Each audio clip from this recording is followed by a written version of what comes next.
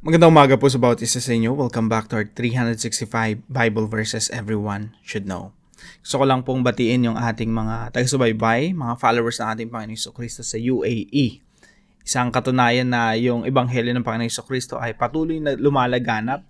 Tuloy po natin yung ating talakayan patungkol po sa Redeemer God, Understanding Biblical Hope. Pag-usapan natin ngayon, ikaw ba ay Kristiyanong nasa opensiba or nasa defensive? Defensive or offensive? Anong klaseng Kristiyano ka? Now, yung talatang pag-aaralan po natin ngayong umaga magmumula po sa Matthew chapter 12 verse 24 to 28. Bilang katunayan, ito po ay sariling ebidensya ng ating Panginoong Jesucristo na yung kaharian niya nga ay nagsimula na. Mula rito sa first coming, tuloy-tuloy yan hanggang second coming hanggang walang hanggan. Okay? Walang katapusan ng paghari ng Panginoong Jesucristo. Now, majority view sa panahon natin ngayon, pero hindi ito majority view dati, no? Dati ang majority view for thousands of years or for more than 1,000 years, ang view ng mga Kristiyano ay nagsimula na yung paghari ng Panginoong Jesucristo, no? Pero yung merong lumabas na ito mga 19th century lang na revive yung idea na maghahari si Kristo in the future pa, no? Which I think is very wrong. Now, dito sa Matthew chapter 12, makikita natin na talagang ang kaharian ng Panginoong Jesucristo ay pumasok na dito sa mundo at sasakupin na yung mga kaharian ng tao, maging kaharian ng dyablo. Now, sabi po rito, Matthew chapter 12, ito po yung mga panahon na ang Panginoong Jesucristo nagpapalayas ng dyablo, nagpapagaling. Tapos ang tanong ng mga tao, ito na ba yung Messiah? Yung anak ni David? So remember that, no? Napag-usapan natin na in the past, yung promise of redemption, merong pangakuan Diyos dito na kay David na ipapanganak ang Messiah at yung Messiah na yun ang maghahari sa lahat ng mga bansa. Kaya ang tanong ng mga tao dyan, ito na ba yung anak ni David? Dumating na ba siya? Bakit nakapagpalaya siya ng dyablo? Sabi ngayon ng mga Pariseo, eto, it is only by Beelzebul, the prince of demons, that this fellow drive out demons. Tagalog na lang, no? Nakapagpalayas siya ng mga demonyo sa pamamagitan ng kapangyarihan ni Beelzebul, other name of Satan, ang pinuno ng mga demonyo. So, subalit alam ni Jesus ang kanilang iniisip kaya't sinabi niya, pakinggan niyo po yung sinabi ni Jesus, no? Ang bawat kahariang naglalaban-laban, ang mga mamamayan ay babagsak, at alinmang bayan o sambahayang sila ang naglalaban ay mawawasak. So, ano sinasabi ni Jesus Christ dito? Si Satanas, hindi niya pwedeng labanan yung kanyang sarili. Kung ako nagpapalayas ng dyablo, sa pamamagitan ng dyablo ni Satanas, paano magi-stand? Paano mapapanatili yung kaharian ni Satan? Kaya sabi dito sa verse 26, kaya't kung si Satanas ang nagpapalayas kay Satanas, kinakalaban niya ang kanyang sarili. Kung gayon, paano pa niya mapapanatili ang kanyang kaharian? Satan pala merong kaharian, no? Tapos hindi niya kinakalaban yung sarili niya. Verse 27, kung ako'y nagpapalayas ng mga demonyo sa kapangyarihan ni Beelzebul, sa kaninong kapangyarihan naman nagpapalayas ng demonyo ang inyong mga tagasunod? Ang ginagawa nila ang magpapatunay na maling-mali kayo. So kausap ni Jesus Christ yung mga Pariseo. Verse 28, ngunit kung ako'y nagpapalayas ng mga demonyo sa kapangyarihan ng Espiritu ng Diyos, tanong, nagpapalayas ba siya? Yes. Anong kahulugan nun? Sabi ni Jesus Christ, nangangahulugang dumating na sa inyo ang kaharian ng Diyos. Pakinggan po nating mabuti. Nangangahulugang dumating na sa inyo ang kaharian ng Diyos. Ang kaharian ng Diyos, nagsimula na po yan. Mula rito sa first coming, tuloy-tuloy na yan forever, wala nang katapusan. Hindi po totoo na ang kaharian ng Panginoong Jesucristo future pa, no? May ganong theology na I think is, maling-mali. Yung kaharian ng Panginoon nagsimula na, ngayon marami nagsasabi sa akin, kung nagsimula na, bakit may kasalanan pa rin sa mundo? Bakit ang dami pa rin mga gera, etc., mga maling nangyayari, kasamaan dito sa mundo? Unang-una kasi, yung kaharian ng Panginoong Jesucristo, hindi naman instant na everything is changed like magic. Yung kaharian ng Panginoong Jesucristo, sabi niya mismo, ang kaharian niya ay nagsimula sa maliit, parang buto ng mustasa na lumalago. Parang yeast, libadura na inihalo sa minasang tinapay, hindi mo nakikita sa umpisa pero na-impluwensyahan yung buong minasa. So that's the kingdom of God. It's growing. Now, umpisan po natin yung teaching natin ngayong umaga, no? Ito po yung pinakauna. Satan has a united and well-coordinated kingdom. Yung kaharian ni Satan muna, no? Kaharian ni Satanas, united, buo, solid. Kapag nag-utos si Satanas doon sa mga diablo, sa mga kampon niya, hindi nagre-rebelde, sumusunod sa kanya. So, united, well-coordinated kingdom. Anong sabi ni Jesus Christ rito? Kaya't kung si Satanas ang nagpapalayas kay Satanas, kinakalaban niya ang kanyang sarili. So, ibig sabihin, ang point ni Jesus Christ dito, si Satanas, hindi niya kinakalaban yung kanyang sarili. There's no division in Satan's organization. Kung gayon, paano pa niya mapapanatili ang kanyang kaharian? So, si Satanas, napapanatili niya yung kanyang kaharian. So, Satan has a united and well-coordinated kingdom. And in fact, pag inaral mong mabuti yung Biblia, nung tinukso niya si Adan at Eva, si Adan kasi at si Eva, sila yung may authority dito sa creation eh. Dapat ang ginawa ni Adan bilang Adan na tinalaga ng Diyos, dapat niyurakan niya yung ulo ni Satanas kasi si Satanas, yung ahas na yun, nasa ilalim ng kanyang paanan. Yung creation ay nasa ilalim ng paanan ni Adan. Dapat dinurog niya. The moment na merong threat doon sa creation, dapat niyurakan niya yung ulo ni Satanas, which he failed. Kaya kinakailangan ng second Adam, ang Panginoong Jesucristo, na dudurog sa ulo ni Satanas.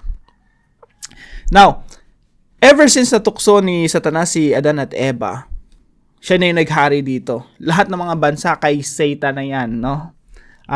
Maliban na lang sa Israel, kumikilos ang Diyos. Pero all the nations were under the authority of Satan. Pero yung sa ganong sitwasyon, hindi inabandonan ng Diyos yung creation. Sabi niya, darating ang panahon, isusugo ko yung Messiah, dudurugin ang ulo ni Satanas. At lahat ng mga bansa kukunin ni Jesus Christ. Amen? Mapapasa ilalim sa paghari ng Panginoong Jesucristo. So isipin niyo si Satan, tuwan-tuwa rito sa mundo, no? Siya yung naghahari. In-offer niya dumating yung Messiah, in-offer niya yung mga kingdoms kay Jesus. Hindi tinanggap ni Jesus kasi may iba siyang plano. Ang plano niya, durugin yung ulo ni Satanas at samsamin lahat ng kanyang pagmamayari. So, Satan has a united and well-coordinated kingdom until Jesus came. Anong ginawa ni Jesus Christ? He came to drive out demons by the Spirit of God. Dumating ang Panginoong Jesucristo, nagpalayas ng diablo. So, isipin mo si Satanas, sitting pretty, biglang dumating si Jesus Christ. No? Nagpapalayas ng diablo, nagpapagaling, nagpapalaya ng inalipi ng masamang espiritu. Threaten ngayon. Kaya actually nanginginig ang lahat ng mga diablo nung dumating lahat ng mga demonyo dumating si Jesus Christ. There was a time na merong demonyo tumatakbo palapit sa Panginoong Jesucristo, lumuluhod pa eh. Dumating tinawag pa siyang Son of the Most High. At ang tanong ng diablo, dumating ka ba para torturein ako before the appointed time? Ganon ka makapangyarihan ng Panginoong Jesucristo. When Jesus Christ came, He drove out demons. At ngayon, ang sabi ng Panginoong Jesucristo, pakinggan po nating mabuti, kung ako'y nagpapalayas ng diablo o demonyo sa pamamagitan ng kapangyarihan ng Espiritu ng Diyos, anong ibig sabihin nito? Dumating na, nangangahulugang dumating na sa inyo ang kaharian ng Diyos.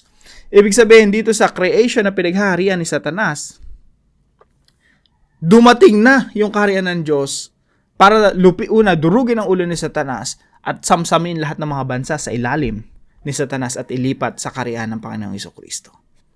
Yung kingdom of God, hindi pinopospon yan. Kagaya ng ginagawa ng marami. No? Future pa yan sa second coming. No, first coming pa lang, nagsimula na. Sabi dito, nangangahulugang dumating na sa inyo ang kaharian ng Diyos. At nagsimula na ang pagdurog at pagwasak sa mga gawa ng kaaway.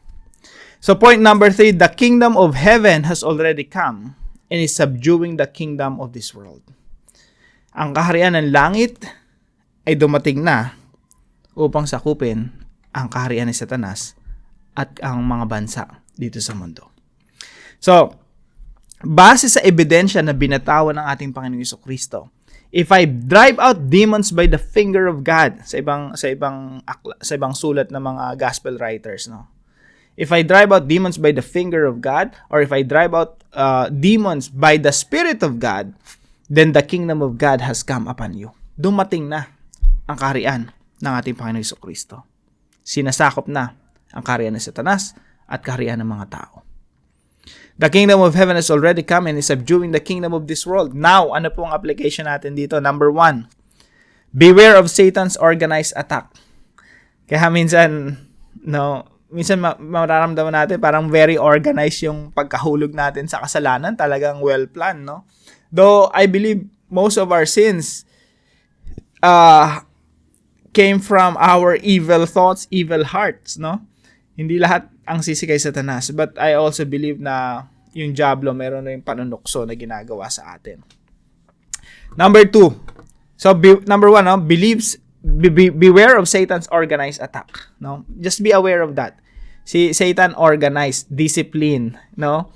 Sa kanyang kaharian, by the way, ang kaharian ni Satan ngayon ay rebellious kingdom, no? Hindi na legitimate. Si Jesus Christ na yung merong legitimate authority. Andiyan na lang sila nagre-rebelde. And there's a appointed time for them. So beware of Satan's organized attack. Number 2, believe that Satan has no power over you. Si Satanas hindi kayang agawin ng salvation mo. Si Satanas hindi ka kayang patayin without hihingi pa siya ng permission sa Panginoon para mag-inflict ng sakit sa iyo. So believe that Satan has no power over you. Walang kapangyarihan si Satanas sa iyo. Kung ikaw ay naka kay Kristo, ikaw ay nasa proteksyon ng ating Panginoong Jesucristo at walang magagawa si Satanas laban sa iyo. Number 3, be both of defensive and offensive soldier of Christ. Ang kaharian ng Panginoong Jesucristo dumating dito sa mundo para manakop, nasa offensive side, nasa opensiba. Kaya tayo mga Kristiyano, dapat nasa opensiba rin tayo, no? We are on the offensive side, but at the same time, defensive din. So, pareho po yan, no? Both defensive and offensive. Now, marami mga Kristiyano nasa defensive side lang. Ano ibig sabihin nun? Sila lang yung natutokso, nahulog sa kasalanan, babangon, bubugbugin na ng kaaway, bubugbog sa radin sa Satanas, babagsak, babangon, susulpot na naman sa church, papakita sa pastor, on and off. Yung battle nandun lang sa loob ng kanyang puso, no? Sa kanyang mga internal struggles, mga pinagdadaanan sa buhay. Defensive Christian yun. Hanggang dun sa ganung level lang. Talunan pa. Pero yung offensive Christian, ito yung Kristiyano na humahayo, nag-aakay pa ng maraming kaluluwa palapit sa ating Panginoon Jesucristo. Nag-aalay pa ng mga tao palapit sa ating Panginoon, nag-aalay, umaakay. Naghihikayat pa ng marami at dinadala yung mga tao sa paanan ng ating Panginoon Jesucristo. Nag-i-share ng gospel, nag-iibanghelyo, nagmi-mission. That's an offensive Christian. Sila yung mga Kristiyano na talagang gustong-gusto ng Great Commission. Go disciple the nations, teach them to obey everything Jesus has told us. So, ito yung mga offensive soldiers of Christ. Now, kailangan pareho tayo, defensive and offensive. Kaya nga dito sa Ephesians chapter 6, meron tayong helmet of salvation. Depensa po yan eh. Breastplate of righteousness, belt of truth, merong shield of faith. Mga depensa yun eh. Ibig sabihin, kailangan hindi ka rin, namumuhay ka rin ng maayos. Hindi yung lagi ka na lang bagsak sa tukso, no? Tapos merong pang opensiba, sword of the spirit. Merong feet of peace, yung pag-share, readiness to share the gospel. Merong pang opensiba, hindi ka pwedeng susuong sa gera, ang dala-dala mo lang kalasag, sangga ka lang ng sangga ng mga espada at palaso ng mga kaaway. So, lumabang ka pa sa gera, di ba? Defensive ka lang naman pala. So, tayo mga Kristiyano, we are on the defensive and offensive side. Meron din tayo espada pang laban para sa pag-abante ng ebanghelyo ng ating Panginoong Jesucristo. So, be both defensive and offensive soldier of Christ. Now, I just wanna note, no, meron mga Kristiyano na offensive. Talagang preach, turo ng Biblia, pero immoral naman. No? Talagang walang breastplate of righteousness. So, dapat defensive and offensive. Parehong meron tayo. Now, para sa ating discussion, are you a defensive or offensive Christian? Nasang side ka rito? Are you a defensive or offensive Christian? Or both, which is much better. Sagutin natin yan sa ating mga discussion group at para naman sa ating panalangin. Father, you have called us not just for defense, but also for offense. Please set me free from the cycle of sins. I do not want to stay in the defensive mode. Please make me a part of your advancing kingdom, destroying the works of the devil and rescuing people from darkness through the gospel. Use me mightily by the power of the Holy Spirit. In Jesus' name. Sama po natin ito sa ating mga panalangin at salamat po sa katuwang natin sa opensiba, no? Si Brother Alvin na laging kasama natin dito sa ating devotion. Kung meron po ay natutunan, ipalam niyo po sa comment section right below this video. At huwag po natin kalimutan i-share itong devotion natin sa ating mga mahal sa buhay at mga kaibigan. Offensive po yun. So, see you po tomorrow 5 a.m. dito sa ating daily devotion.